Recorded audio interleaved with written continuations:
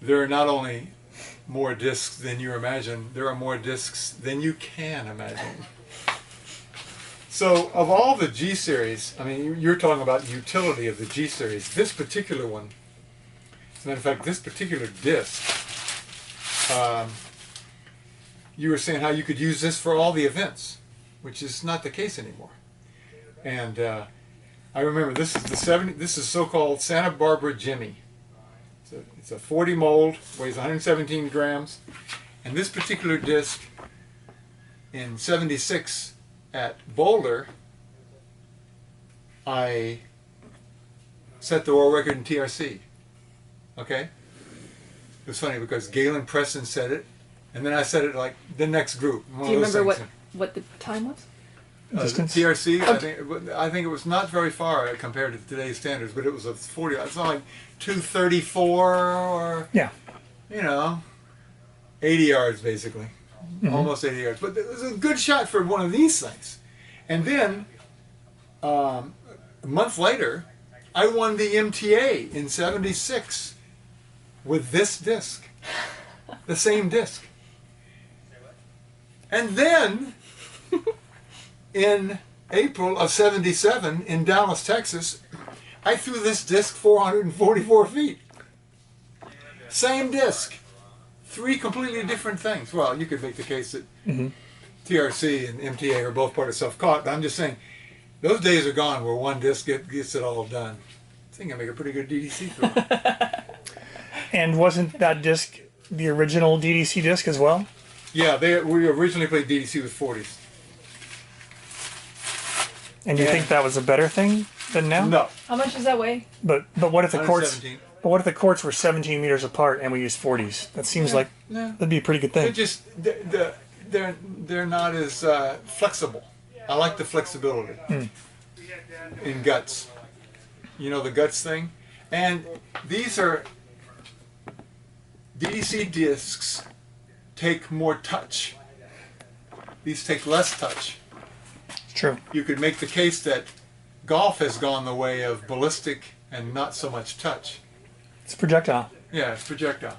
And they really go ridiculously far. And it's not to take anything away from it. I love the way they fly. Like when we were finished and I threw that shot from the stop sign, that same thing I was telling Hedrick. The joy of doing something at a long distance is just ineffable. There's nothing like it. So I wouldn't want it to be different than that. I'm glad it went that way. It's funny because this stuff needed to evolve. I remember when I was touring with the Trotters and we did a Sports Illustrated article before I met G. The article, the name of "They Are My Life and My Wife." That was the big print. Sorcerers of Saucers.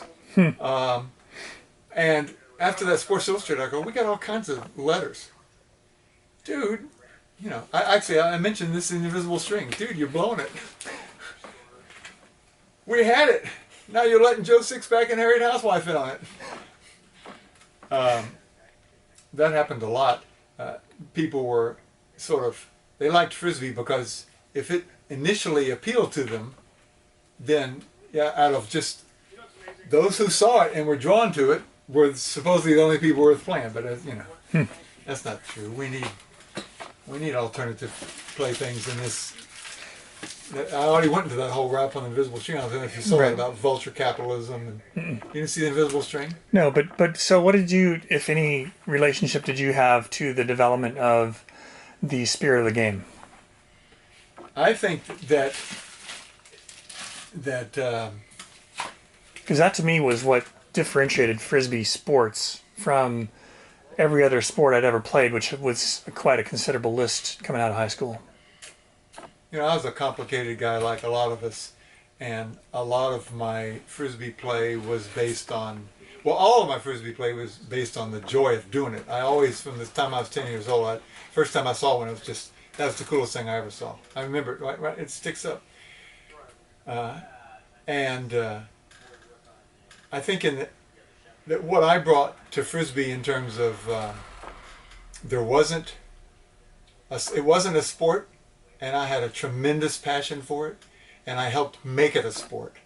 No doubt. I was one of the people at just the right time to provide the little push in just the right way, and I helped with the enthusiasm and my athletic prowess in dealing with the disc. I just loved it. I just wanted the more you could do, the better. It's funny because I was never attracted to any of the freestyle stuff early on. It just seemed like, all right, so I'm going to catch it like this, right? So what does it really matter if, you're still just catching. What was cool was how far could you throw it and how accurately could you throw it. We'd stand behind trees and just put the hand out. Just give the hand out. We're throwing masters, and it's just, the guy to go get the disc. If he couldn't catch me, look up and he doesn't see me. I'm disappeared, and then the hand would come out. Just the hand from behind the trees. Bap, could you hit the hand? How precise could you throw? But it turned out freestyle was great. Yeah. Freestyle's great fun. It's not just a bunch of thes. They call this a the. If you do it here, it's Right. It's restricted. Yeah. Yeah, it's harder to do it. If there was any, I just came along at the right time, and was the guy who went around and connected the dots. There were a bunch of pods, and I was the guy that went and saw all the different pods in the fall of It seemed to me that there were a lot of right place, right person, right time elements that you brought to the table, because you had the most considerable set of athletic abilities that I've ever seen in one person.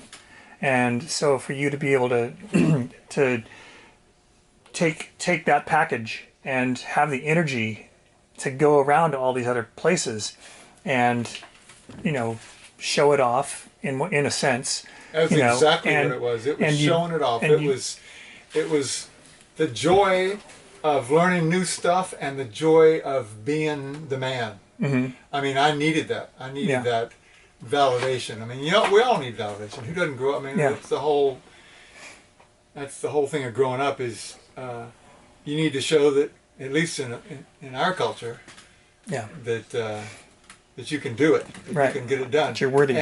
And so when I went and saw Baudet and started doing air bounces and started doing MTAs and saw Stork and started tipping and saw John Connolly and Victor and all these guys, each one of them had something different.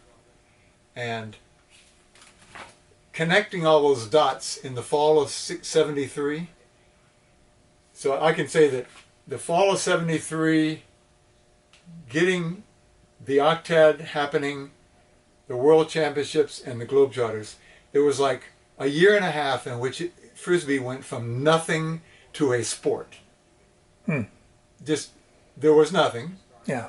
And it was a sport. And then, there are many more, obviously, many more important times. When Stork took over in '76, Ed went off to do golf. Ed got the whole golf thing going. The whole ultimate scene, there's many facets to the whole thing. Mm-hmm.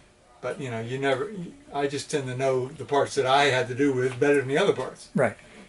As would make sense, but yeah. Yeah.